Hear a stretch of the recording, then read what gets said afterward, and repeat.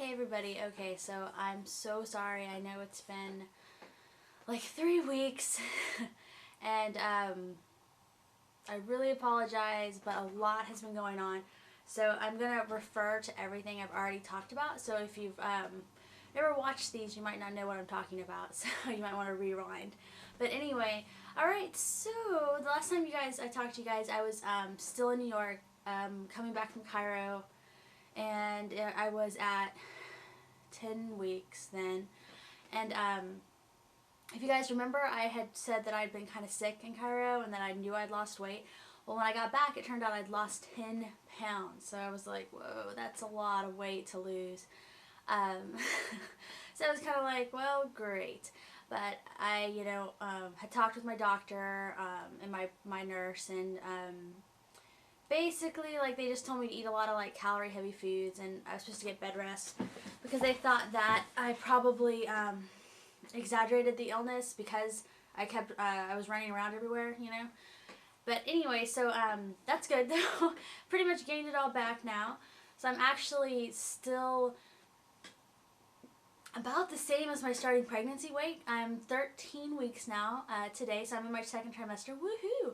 So actually really confused about the trimester thing because I'd always thought, I swear I learned in health too when I was younger, that it was in your 12th week, you were in your second trimester. Well, then I kept hearing people saying things like, oh, it's 13 weeks. I even heard some people say, oh, it's not till your 14th week. So I was kind of like, well, what is it?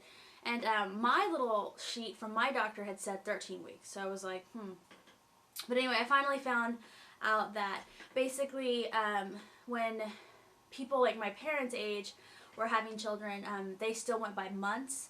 And then they switched it at some point to the weeks because, technically your 40 weeks is not 9 months, it's longer. So they switched it to a week count because it made more sense. So it used to be that you would be considered in your second trimester at 12 weeks, but now they make it 13 because it's kind of a little bit more accurate or something like that. And basically I found that at, that's the actual, like, Mayo Clinic, published how they monitor it. So, but at the same time, I figure if you're in your 12th week and you want to say you're in your second trimester, who cares, because you kind of are. But anyway, regardless, I am, yay! So that's awesome. I am definitely showing, and I'm going to show you guys that probably over me speaking right now. But anyway, as you can see, there's a definite bump, and what's really crazy is I've heard women say before, oh, I look more pregnant depending on the day and things like that, but I never really put much stock into it. I do now because in the mornings I look about this big, and then except for like a tiny bump, and then by the time evening comes I look like this, like a bump. It's like I just like expand a ton. And if you guys have seen, I've shown you my belly though.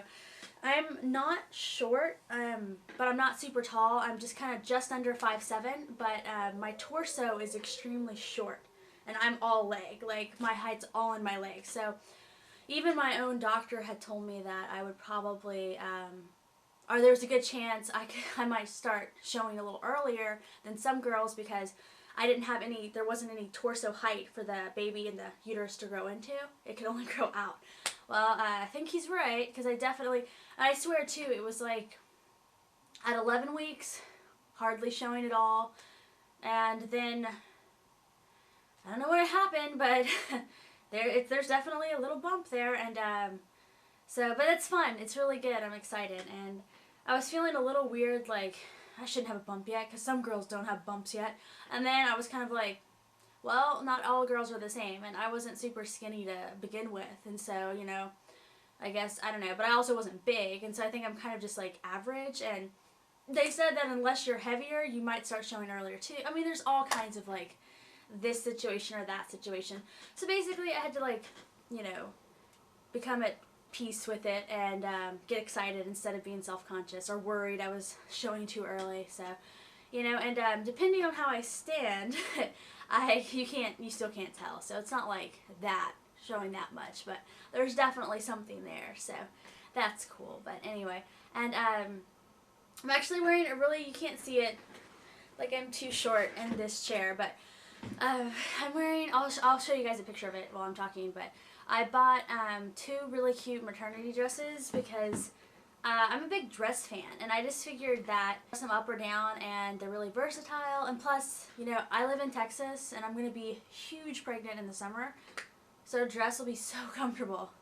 So anyway, I was just like, I want dresses, so that's what I bought. And then I also bought a pair of leggings that come to like my mid-calves. They're so cute and they're so comfortable, and right now the little like stretch belly part on top's too big, but I just fold it over, and they're still like super comfortable that way, and I love them.